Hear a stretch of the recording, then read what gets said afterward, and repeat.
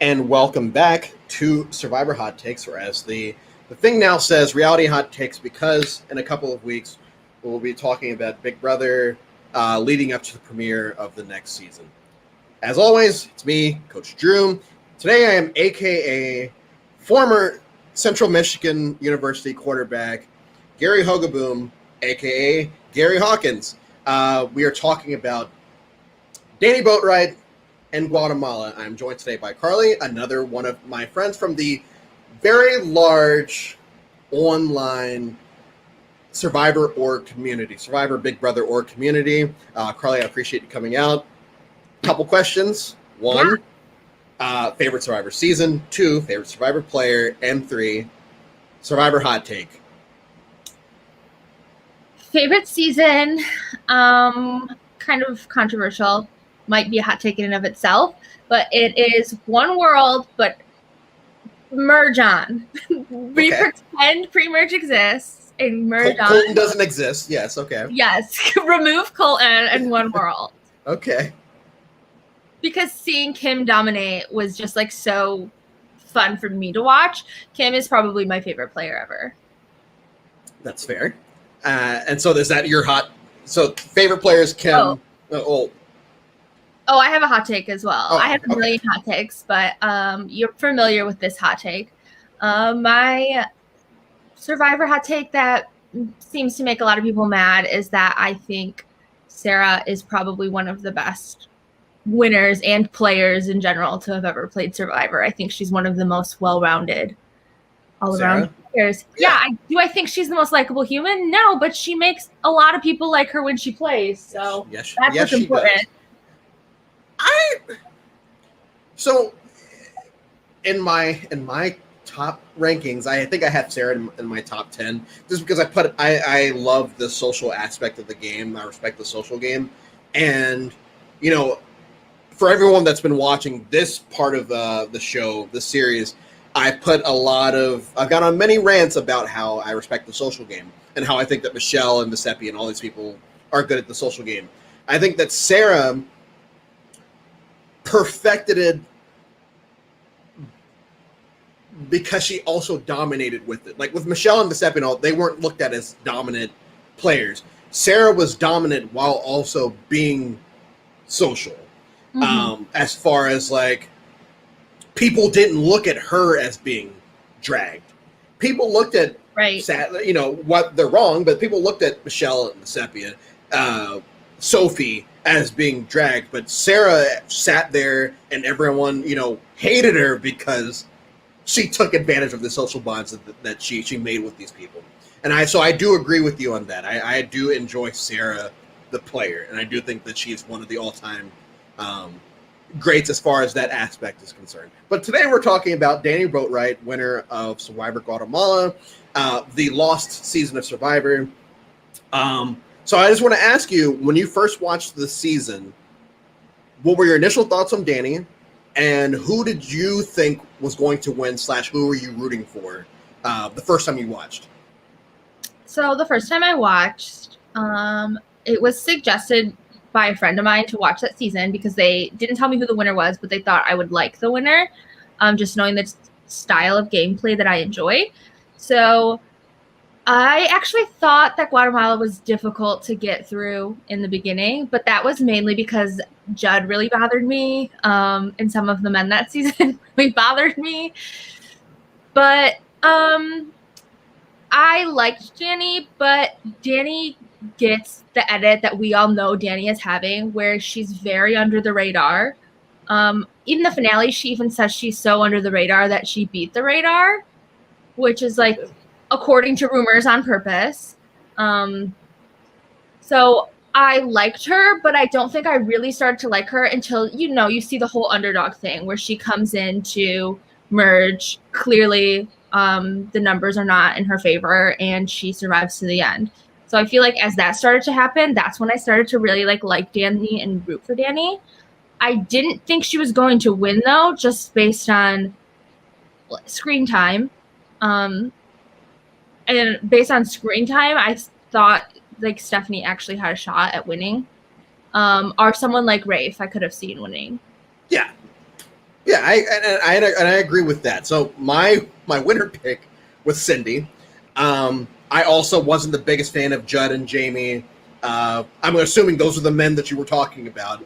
I also wasn't the biggest fan of Judd and Jamie on my initial watch. Every time I've watched after that, once you get past a lot of the things that they say, they are funny characters as far as like, I can't wait to watch their downfall type thing. Yeah, they're interesting. I think that even going into Final 3, I thought for sure Rafe was going to beat Danni or Stephanie if he sat at the final with them, because I didn't see Stephanie winning the game at that, because this is still old school Survivor where people don't put as much stock into like this was the greatest strategic game that's ever happened or whatever. Mm-hmm. I think that people would have put more stock into who they liked more, and I feel like if Rafe was sitting at the end with either one of them, he probably would have won. But when Rafe gets eliminated at Final 3, I thought it was guaranteed that Danni was going to win. I didn't think that she would win the way that she did, 6-1. But I would have been surprised if Stephanie had won, because she was basic. You can make a case for Judd and Jamie. But if you're talking about the villain of the season that actually was doing things in the game, it was Stephanie. For sure. Which is great, because in Heroes versus Villains, they kind of skate over the fact that Stephanie was the villain in Guatemala, because Guatemala doesn't exist, and we'll talk about that as the episode goes on. So, Danni wins. How do you feel? I was happy. I liked Danni as a winner. Danni's winning game is one of my favorite games, if not one of my favorite wins that I've watched. Okay, and how did she do it? From where we're sitting, how do you think that she was able to pull off this win? Like you said, they came into the merge with a very big disadvantage, and right. She was able to survive. Especially after Gary left, when she was the only one left. What did she do right to get to that final 2?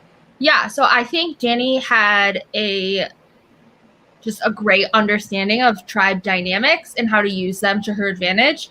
She didn't take the clear route. So Bobby John, before he left, he went to Judd and Jamie. It was like, Stephanie's running the tribe, Stephanie's on top.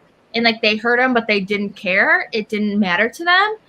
And I think that is the clear and easy route to take, to be she's in charge, you should target her. But that was never going to happen with this group. They were so loyal to Stephanie that they were never going to turn their backs on her. So Danni did the next best thing and got close to Stephanie. Yeah, just align with the leader. Yes. If you can't beat the leader, join the leader. And that's what she did. She got in closer to Stephanie than Stephanie's own minions were close to her. So at that her right-hand man, Rafe. Right, exactly. She got in with the people at the top, and they just picked off everyone at the bottom. And although Danni didn't talk a ton of strategy in her confessionals, that is something she said in her confessionals. Before Gary left, she said she's going to try and play this whole outsiders thing with Gary and Lydia, but if that doesn't work, she's already looking at who's on top. And that's what she did. Gary left, and she went to Rafe, which gave her an in with Stephanie, and then she was in with those two for the rest of the season. And that worked for her. And not only did it work to further her along in the game, it worked to help her win the game, because at that point, she used herself as a vote and as a number to help Stephanie backstab Stephanie's own alliance members. So then they leave pissed off at Stephanie, but not mad at Danni, because Danni had no other choice. It was you are me for Danni in their eyes. But so Stephanie got all of the blood on her hands and did essentially all of the work, it looks like, but Danni Danni didn't have to. And I think that's the thing with a lot of the older seasons is, as long as, and this is what we were talking about with the Natalie White episode a couple weeks ago, where it's Natalie, if if people want to shit on Natalie, cool, whatever. The one thing that she did right, and she gave a confessional to it, was, I'm going to go with Russell, and best case scenario, I win, but like, I know for a fact that Russell is rubbing people the wrong way right now, pre-merge. Mm-hmm. So if we make it to the merge and somehow we make it to the end, maybe I can do something with it. And it's the same thing with Danni, where, okay, I'm going to attach myself to this leader, Stephanie, and her boy, Rafe, and let them cut off Jamie, Lydia, Judd, Cindy, and sit at the end with her. And, worst case scenario, I lose because the jury's full of her allies. Oh, well, I gave it a good shot. But best case scenario, I win because she's pissed them off, and everyone understands where I'm coming from because I had to do what I had to do to get here. Right. And so that leads me to my next question of, so far in the series, we've talked about how the internet has deemed people as unworthy. And, there are people that think that Danni didn't deserve to win. Whatever.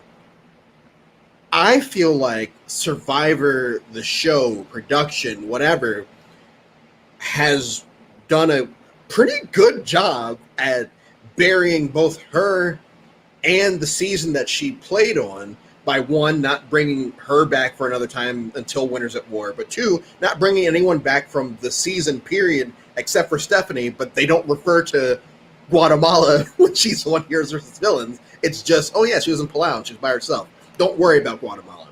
So why do you think that is the case? Why do you think that she gets such a bad rap for a person that we both agree is a pretty good to great social winner? Yeah, I think there's like a few things that play into it. Obviously, if you're a super fan of Survivor, you've probably heard the rumors about Danni saying she purposefully hid information from production in her confessionals because she noticed early on that they ask leading questions in your confessionals that help give away information about what other people are doing in the game, which I assume has to be true. I just can't imagine how they could ask you questions to fit the storyline of the show without there being some leading questions like thrown in there as well.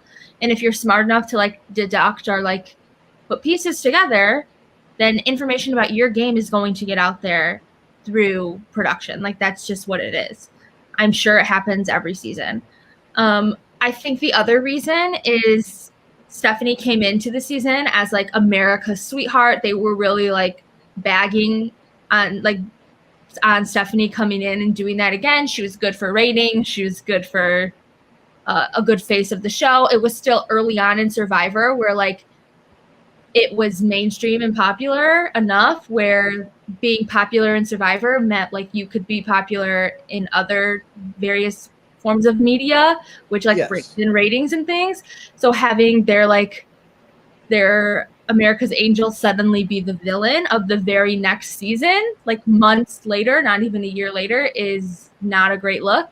So I think that was another reason that the season was probably like swept under the rug and forgot about. And like you said, not even mentioned that Stephanie was like a tremendous villain, the villain of the season this season. And when she went to Hero vs. Villain, she was just a hero as though her whole villain arc never existed. Like, that's telling to me. Survivor's not really the type of show where you would expect someone to retcon something, but they totally retconned Guatemala until Winners at War. And even then, and we'll get to that, where Danni gets there and they did her a bit dirty. Yeah, they did. But, and just like thinking about Heroes versus Villains, like at that point, Sandra wasn't really a villain, and they put her on the villain tribe. She became a villain. They put Candace on the Heroes tribe. Yeah, right. Like there was like a lot of confusion happening. So I guess the even if we remove Danni from the equation, let's say Stephanie wins this, or Rafe. Do you think that Guatemala is still swept under the rug, or do you think it's because Danni won that? Because the cast, like, it's a pretty solid cast. Not everyone. It's not like everyone on the cast is memorable, but you do have certain pre-merge people like Brian. You do have Margaret, who says that Judd has ADD, where that soundbite comes from. And then I could probably, it's not fair because it's me, but I could probably sit here and name everyone that went to the merge. But everyone there had something unique about them for the most part. Characters. Yes. So do you think that because Danni won, that's the reason that we're supposed to forget about Guatemala? No, I don't think it's because Danni won. I think it's because Stephanie lost. I think Stephanie's villain arc is forgiven if she won. If that makes sense. People are willing to overlook you being a villain if it was all worth it at the end. And it wasn't worth it for Stephanie at the end. Okay, so I would say that I agree with you, but as soon as you said that, Samoa popped into my head. And it was very obvious that production was in love with Russell during that season. Mm-hmm. But we don't, like, people still know about Samoa. You have to be a fan to know Guatemala happened. Yeah. And Russell was in the same boat as Stephanie, where they were the main character of the show and they lost, and the show was basically the season was basically built around why Russell lost instead of why Natalie won. I feel like Guatemala is the same way, where it's why Stephanie lost and why instead of why Danni won. Mm-hmm. So, do you think it's a potentially? I know people don't like when this is brought up, but whatever. Screw you guys. Do you think in those two situations it's a gender thing? I think it could have something to do with it, but I also just think that, like, Russell is a unapologetic villain. Stephanie isn't like a, hey, I'm the villain. So, like, that's not as, like, entertaining in that way. Yeah, because she probably thought that she was still going to be heart. But the part of it that does have to do with Danni more is that the hiding confessionals thing, so that we didn't see as much of her game throughout the season. It had to be about how Stephanie lost, almost more so than how Danni won. Yes. Because she didn't give us game information in her confessionals or at tribals, really.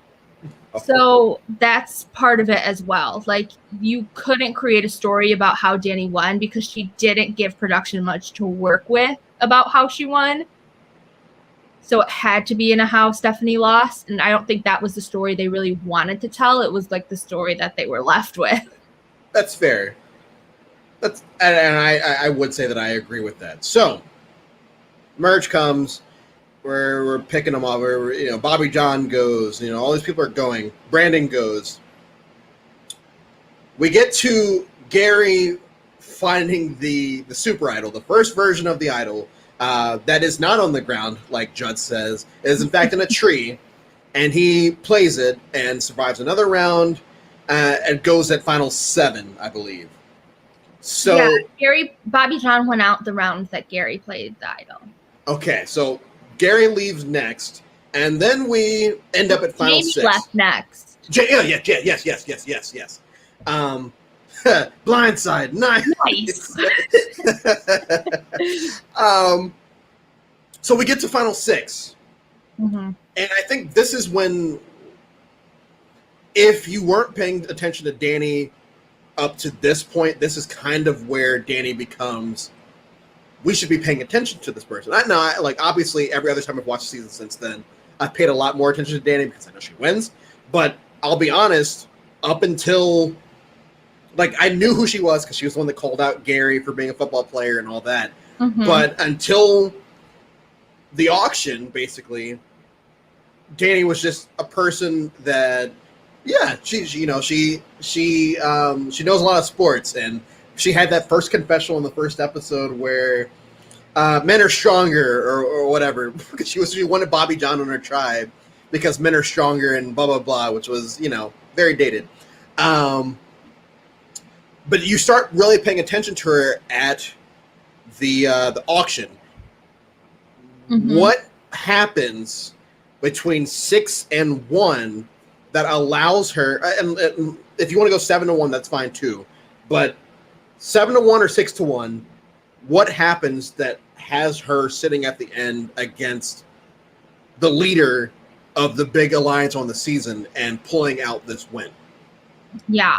So I think it starts at 7 when her, Gary, Judd, and Stephanie win the reward challenge and go on that reward together, the four of them. And I think that's like Danni had already started to bond with Rafe a little bit, but then she really bonds with Stephanie there, which is what I think helps her moving forward some too, is like she has created this bond with Stephanie.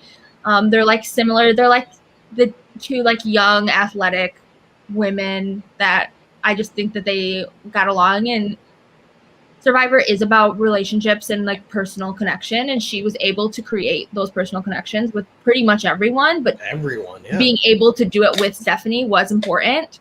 So she wins that. They still take out Gary, even though they don't really want to. It's just like what has to happen now for their game. But because Stephanie approves of Danni at this point, like on a personal level, it helps Danni maneuver in the game more than she would have, because Stephanie did have like a vice grip control over that tribe, and Stephanie having like approval of Danni on a social level allowed Danni to like snake in to those bonds and start creating more game bonds.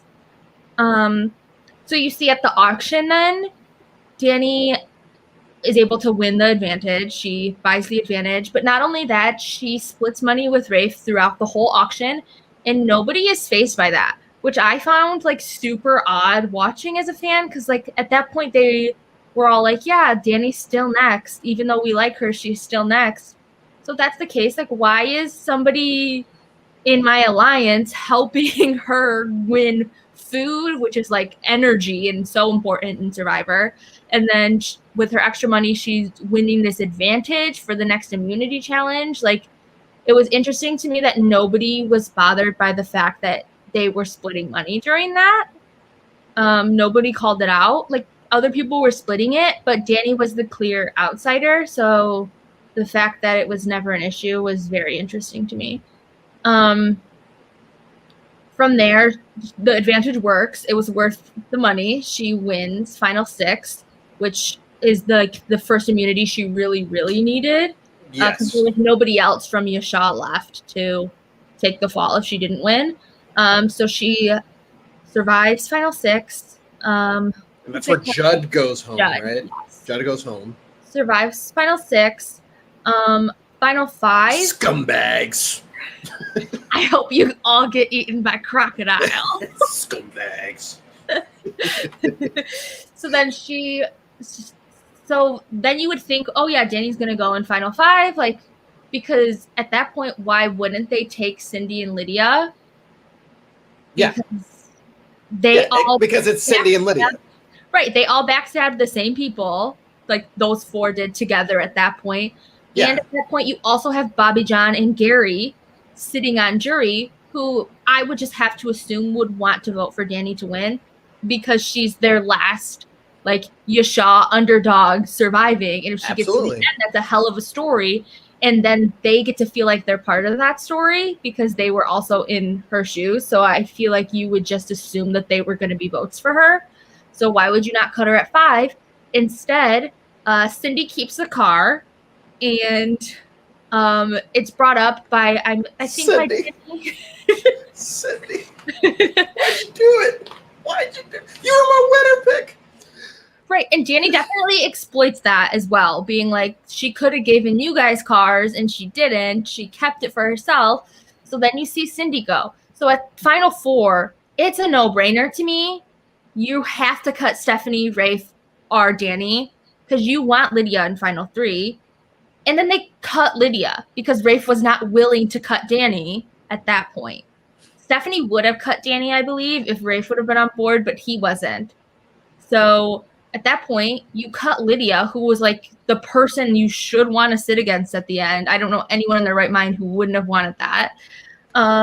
and you're left with the final three of Stephanie, Rafe, and Danni. Danni wins final three immunity.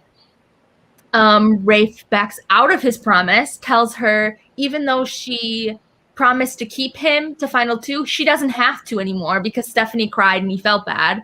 Danny's like, all right, cool, bye. See you later. Danni makes the smartest decision and the reason she won is making that decision and putting herself winning and getting in that position to win, because I do think Rafe probably could have beaten Danni at the end. I do too. She cut Rafe and wins 6-1. Rafe votes for Stephanie. Everyone else votes for Danni. It makes sense. Yeah, and so just to go back to certain things that you were saying. One, and this is kind of a tangent, but we're at season 11 right now. There are a couple of examples of the most prime being in Pearl Islands, where Fairplay is sitting there saying, if Lydia gets to the, or not Lydia, if Lil gets to the end, everyone's going to vote for Lil because she's a crier and blah, blah, blah. And like, there's this misconception that if you let the little old lady get to the end, they're going to win. And I don't think that besides Survivor Australia and Outback, in which case Tina was still playing Tina was playing the game. So I don't even think that was because she was a little old lady that she won, because she's only 40. But there's this misconception that if you let Lydia or Lil or any of these people get to the end that they're going to win. I think that's why they took her out when they did, because there was this, I don't understand the belief either though, because you see it happen enough times, you're like, oh, okay, well then we're not going to, it would probably be the best to bring Lydia to the end, like you just said. Right. It would be, yeah, you couldn't fathom someone voting for Lydia at the end against any of the final three. She doesn't beat Stephanie, she doesn't beat Danni, and she doesn't beat Rafe. I don't think anyone beats Rafe, but she doesn't beat either of the two of them. The other thing is, Rafe giving Danni, I just watched Schindler's List for like the 1,000th time yesterday. I know, dark, but Rafe pardons Danni. Oh, yeah, yes, we don't, it doesn't matter anymore. And Danny's like, okay, we don't know if she would have done that anyway, but the fact that Rafe is sitting there telling her, oh yeah, we're good. Okay, cool. Bye, Rafe. See you later. If I don't get your vote, it's fine because I'm probably going to win. Yeah, that was one. I do think Survivor has changed a lot from season 11. Like, what we've had like 30 some seasons for it to change, but it has changed a lot in that I do think it was more emotional then. People did make more emotional decisions. But with that being said, it's like there's a line where it's like an emotional decision and then just like a crazy choice. And I don't know what Rafe was thinking then. But I mean, we had seen throughout the season that he's an emotional player. One of the reasons Danni was able to get in with him is because he felt bad about the way that they were treating the Yasha tribe at Merge. Yeah. What did he call them? He called like his alliance the axis of evil. And like, and so Rafe was great confessional, or were, whatever. Gave great confessionals. Yeah. And like, so he was an emotional player. But I don't know that like she had any choice beyond that anyways though, because he was going to beat her or she was going to not get his vote. So like, yeah. And he gave her an out, which like kind of saved her in a way too, that he couldn't go and be like, she betrayed me because she didn't. You told her she was allowed to. Like, yeah. And first of all, another side note, I'm a big Marvel fan. I watch Agents of S.H.I.E.L.D. Rafe was a writer on Agents of S.H.I.E.L.D. I saw his name pop up in the credits, and I'm like, Rafe? And I went and Wikipedia'd him. Yeah, he was a writer on Agents of S.H.I.E.L.D. I think that, and this is going to segue a little bit into something I'm going to talk about later, but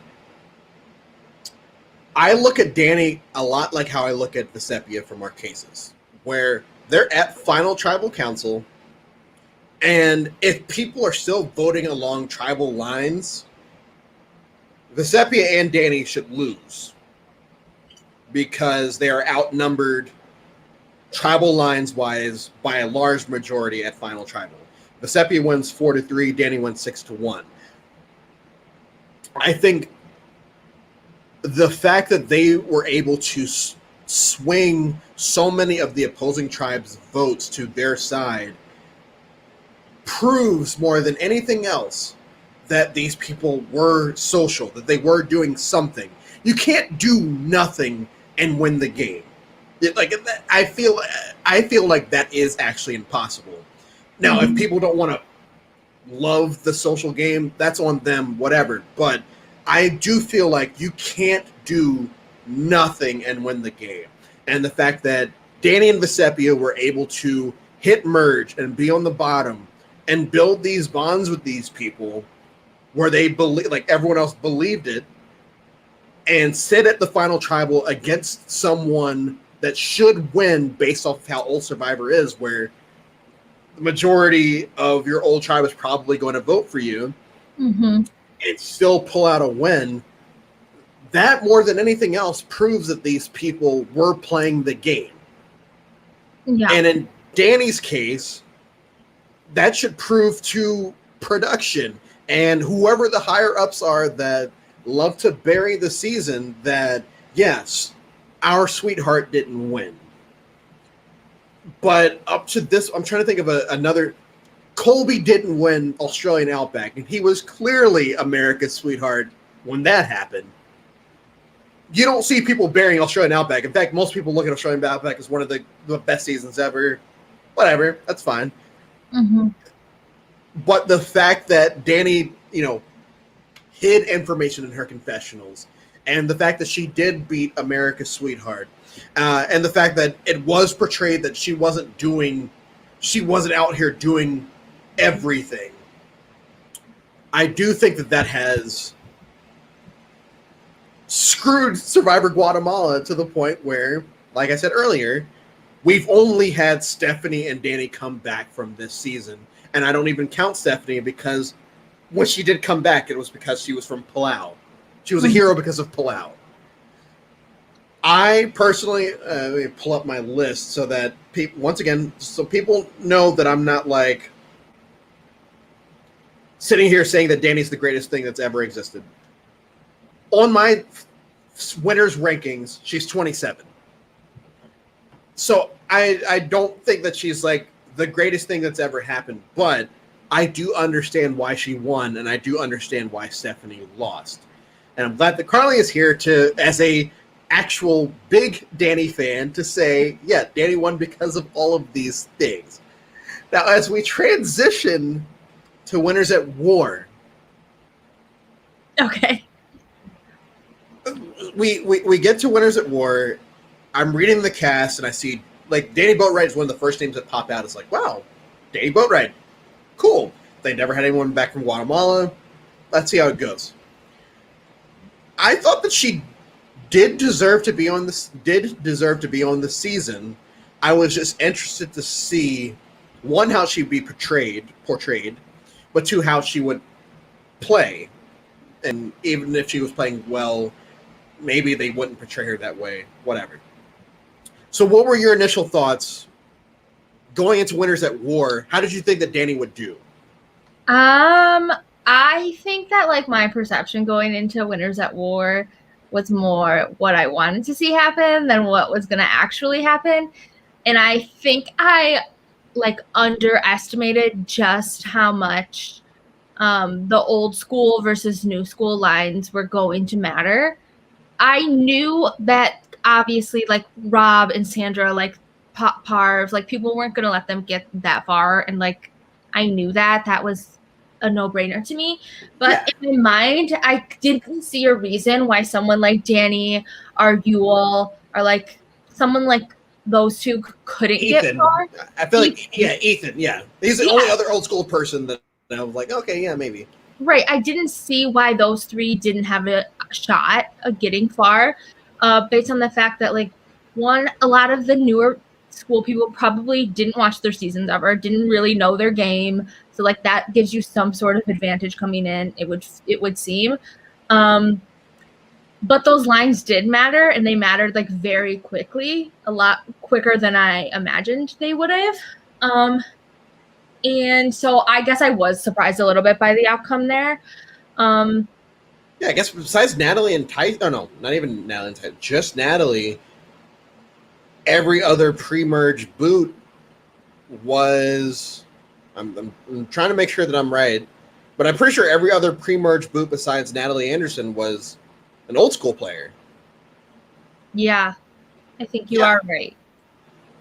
And like I don't actually still to this day like don't really understand like why that, like I get it, but I think it's kind of like lame. I wish that it would have gone down differently and they could have integrated better. But then I also have to think about the fact that like the game is so different. And I think that Ethan, Yul, Danny had a hard time hopping into what Survivor looks like now versus what it looked like 15, 20 years ago. Where like strategically Parv, Rob, Sandra, even though they didn't last longer, probably did a little bit better, but they've played a lot more recently. Yes. Than they played new school games. Yes. And I think that's why Tyson did so well, is because he has played a new school game. Yes. They've played new school games, and they've been like active pillars in the community moving forward. They still watch regularly, like they still participate in events and like things like that, which means they also have kind of relationships with newer winners as well, where when you look at like those other three, they don't have that. I don't think any of them really kept up with Survivor. They didn't really watch, like didn't really understand how fast it moves. And like, even as a fan, like we understand how fast it moves, but you don't understand. You're there, yeah. There participating and really realizing like, wow, this moves really quickly. And I'm also not 25 anymore. Like I'm 45 and suddenly trying to like compete with these kids who are like 28 years old. Like that. They basically killed Ethan on the edge of extinction, so. Right. Like that's also like part of it too. It's a lot more like physical in that way now. I just think there's like a lot of factors that played into it. And I think like the edit for Danni obviously sucked. Like according to her, like things happened that weren't shown, which is like, what do you like? You expect that in a TV show where they have to edit it down for an hour episode, 42 minutes, whatever, a week. I wish we could have got longer episodes for Winners at War, honestly. Me too. Especially with the Edge also taking up a chunk of the episodes. If they had just released almost like a Big Brother thing, they don't have to do live feeds, but just like 2-hour episodes on CBS All Access, what it was at the time. Like just do 2-hour episodes on CBS All Access, and we'll show you the 1-hour episode on actual TV. I think that would have helped a lot of players in the edit, which we don't know how much people actually care about that. But I agree with you. Right. And so I do think like the edit obviously is part of it, but I also think that like all of the other factors come into play of just like not being prepared for the new school Survivor, and then coming in old school being like severely outnumbered by new school. And then I think Danni just ended up in an impossible situation where like she was going home that round no matter what. So like her trying to switch it to Parv or like throw Parv under the bus did not matter. Like she was screwed before that, long before that. Like it did not matter, I don't think. But she's also portrayed as a joke. Entire, I don't know. I think it might be 3 episodes that she lasted, maybe 2 or 3 episodes. She's portrayed as a joke from the get-go. You know, you have the scene where, you know, she throws Rob's name out there. I think after that first loss, because they lost the first challenge, she throws Rob's name out there, and Rob does his whole like bully shit, and it's like, hey, like if you tell me the truth, we're good, but if you lie to me, then you're going home because, you know, I'm Boston Rob and I played 5 times and whatever. And Danni admits to it, and Rob decides, oh no, we should vote out Natalie, or well, everyone decides we should vote Natalie instead. Whatever. And then we get one of my favorite scenes from the pre-merge, where it's her, Ethan, and Ben walking, and she brings up an old school alliance, and Ethan says, you do know that Ben is not old school, right? And yes, we don't know how much of that was edited together to make her look like a dunce. But let's say we're sitting here and like it happened as it is. Mm-hmm. That's not a good look on her part, and if it didn't happen as is, that's not a good look on production's part, because it almost comes off like production is bitter toward, because I don't think anyone else gets a moron edit during the season, except for maybe, I don't know, Adam during that one episode where he gets voted out. I don't think anyone else is portrayed as like, a dunce or whatever you want to call it during this season, because it's an all-winner season. And the only person that really gets that is Danni, until she gets to the edge, where she's shown as this physical beast along with Natalie and Sophie and Tyson and all these others. So do you think that could have been a petty type revenge thing against Danni from way back in Guatemala, or do you think they just had to pick someone to give this dunce edit to, and they decided on Danni?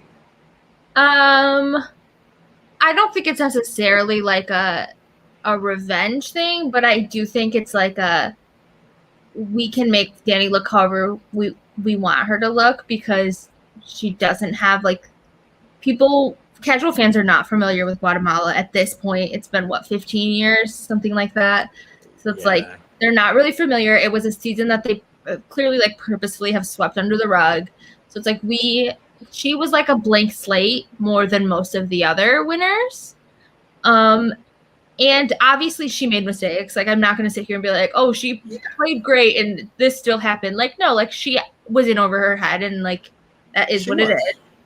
But when you're in over your head and the options are to like make Danni look kind of bad or to make Parvati Shallow look kind of bad, you're going to make Danni look bad in your CBS Survivor production. Like, that's what you're going to do, and that's what happened. And like, I can understand that to a degree as a viewer. Like, did it suck to watch as somebody who like is a fan of this player and believes that their first win was a very valid, great win? Yes, but like, I do get it. But I hate that in turn that makes fans look back at her original win and question if it was more luck than it was skill. Yes. I agree. And I think that much of the Danni undeserving winner narrative has happened after Winners at War. Yeah. It wasn't as much before Winners at War. Exactly. It was just kind of like Guatemala, you either know it or you don't. But after Winners at War, it's like, who is this J Brone? Like, what is she doing? And for people that hadn't watched Guatemala, all they have to do is all they have is based off of this one season. And if she's being portrayed and is playing this way, people are going to look at her as an undeserving winner or whatever these people say online. I go on this rant every week. Survivor online community is a cesspool of negative energy. Usually there are people like us and, the good ones. And then there are the ones that will just spout all types of just mess for their own ulterior motives, whatever it is. I and you think that Danni deserved to win her season. We both think that Danni, yes, was in over her head on Winners at War, but that shouldn't tarnish her legacy, because Boston Rob and Parvati and Sandra and all these other people and Yul are getting voted out pre-merge.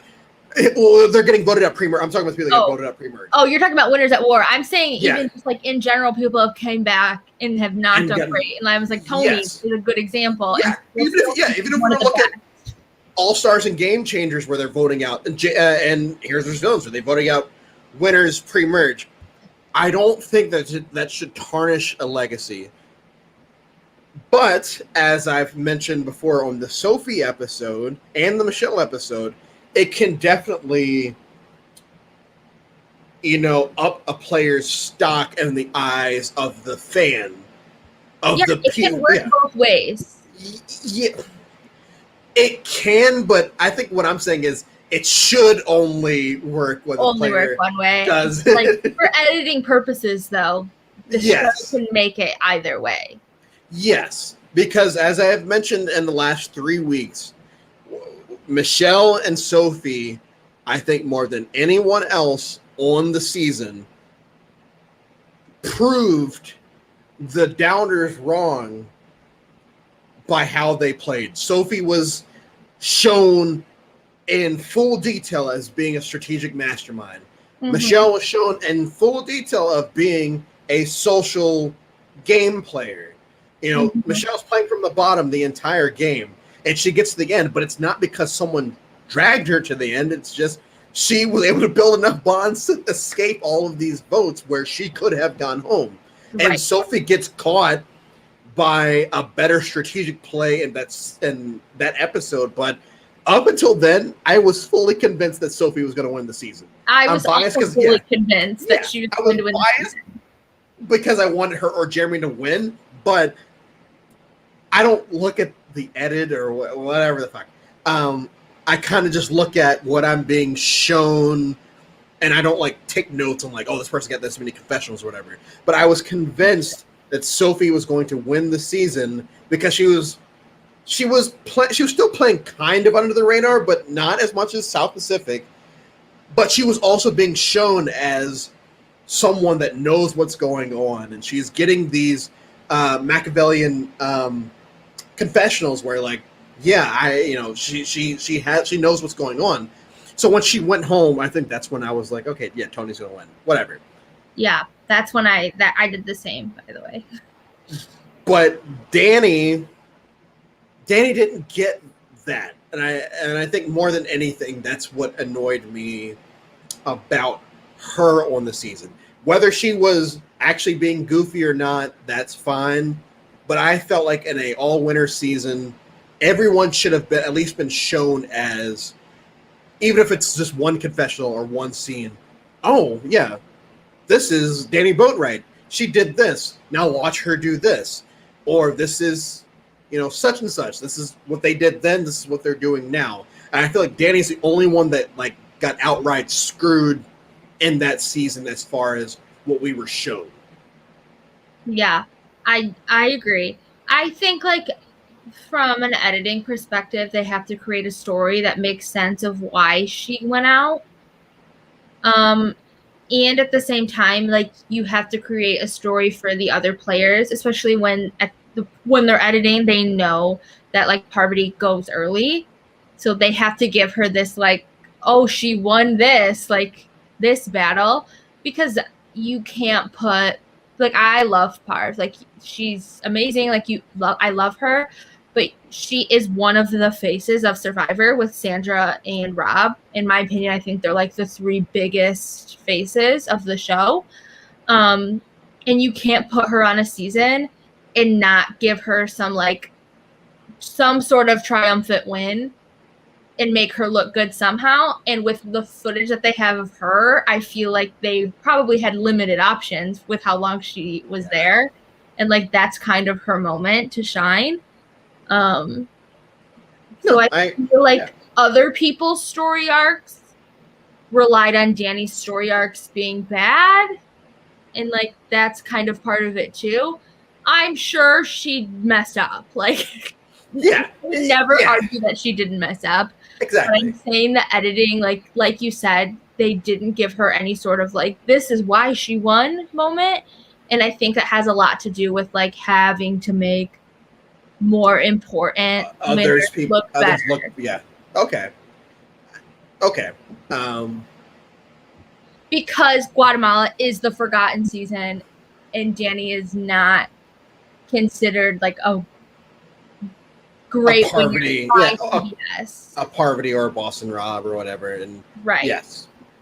All right. So, in summation, where do you have, if you can try to be non-biased, because you have stated that Danni is one of your favorites, if not your favorite winner, where would you rank her all-time winners wise? Just based off of Guatemala, what we saw in Guatemala. Like top half, for Okay. sure. I don't have an exact percentage. I wish I had like a list. But these top 20, like top 20 is fine. Yeah. I mean, I have her in my lower 20, but I have her 20 because I have a list. I have her 27, but I don't like who's above and below her on this. I have her right below. This is gonna annoy people, but I have her right below Chris Doherty from Vanuatu, and I have her right above Aris and Panama. I think that Danni is a solid winner. I think that she could win on other seasons of Survivor, like she was cast for another season of Survivor that has happened within the last 20 years. She could have won some of those seasons. And I think that, at least with this episode, I think that it's bogus that production and Survivor and CBS has decided to skip over the fact that Guatemala happened and that they haven't brought other people back, and that, you know, it could come off as that they're sour grapes towards Danni for certain things, whether it's true or not, whatever. So yes, I do agree that Danni Boatwright, a win is a win. She beat America's Sweetheart. So what? She blew her out. Carly, any final thoughts? I guess maybe.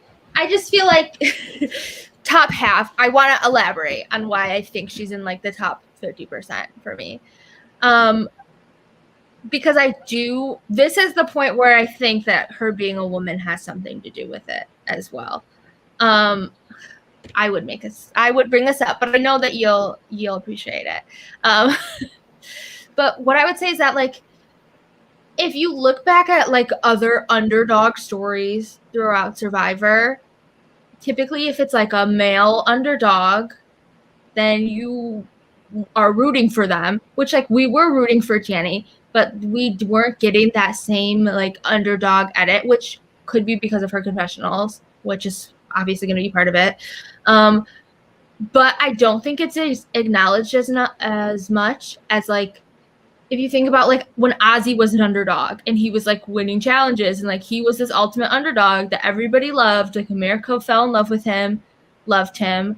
Then you take someone like Danni who's in the same sort of situation. Her tribe comes in merge, underdog. She's the only surviving member. She wins the challenges when she needs to win, gets to the end, wins the whole season, and doesn't have the same kind of respect. I don't know what else could really be at that point, because it's not like she wasn't likable. Her personality is. It's not like she wasn't boring either. Like she wasn't boring. She wasn't boring. Yeah. And something I didn't mention earlier, which I don't know where this fits in, it's just kind of interesting.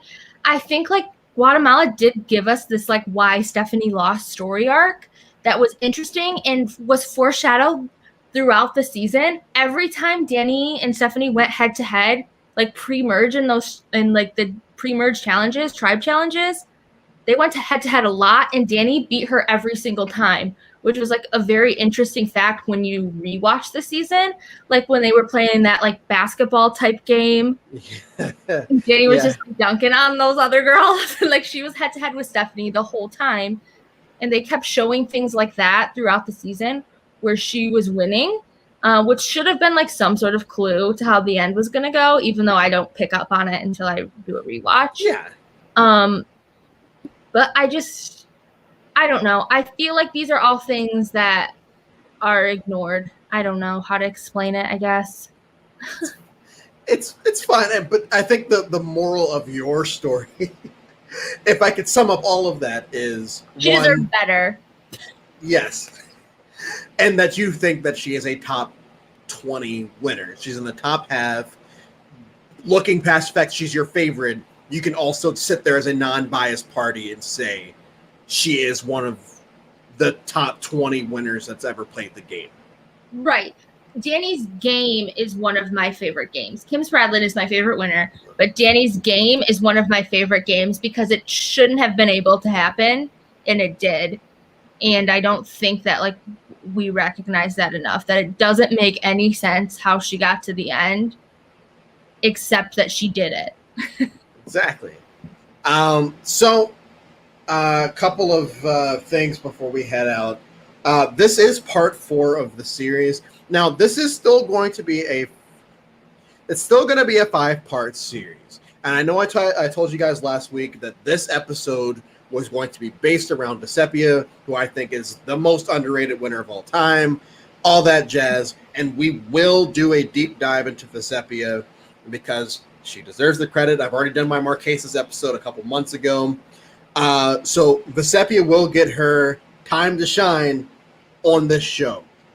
But next week is part 5. And I feel like, and I touched on this briefly last week, the fact that we have only talked about women on this series so far is very telling as far as how the online Survivor community looks at certain winners of the show. So what I want to do next week is look at 3 male winners, and whether I like them or not, give defenses to how Ben, Chris Underwood, and Fabio are deserving of a win. And yes, I fully expect, me to catch some backlash for it. It's totally fine, whatever. But we will do a deep dive into the 3 of them, and I will sit here and try to prove to you that the 3 of them are not non-deserving winners and that they did something to help them win in the end. Carly, I appreciate you coming on. It was a fun time. We almost hit an hour, which is definitely the longest episode of this 5-part series. I hope to have you on again sometime soon or sometime later. And until then, we'll see you